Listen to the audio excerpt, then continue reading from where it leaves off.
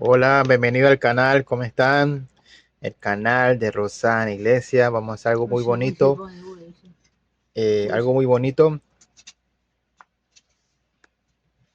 Vamos a hacer lápiz decorativo de muñeca cuna.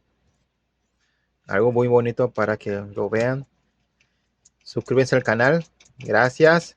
Bueno, el día jueves van a ver dónde nació mi mamá. La cultura indígena allá en Ailigandí. Van a ver toda la tradición donde mi mamá nació. Gracias por suscribirse al canal y vamos a comenzar.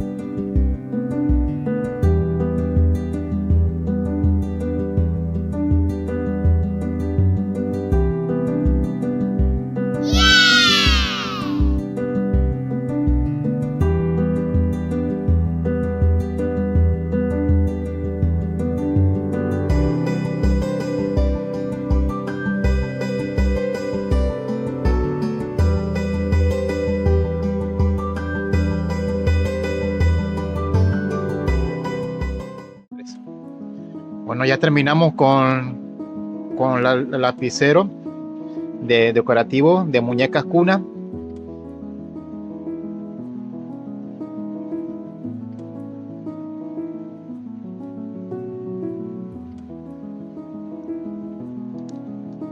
¿Qué opinan? Hermoso. Muñequitas cuna.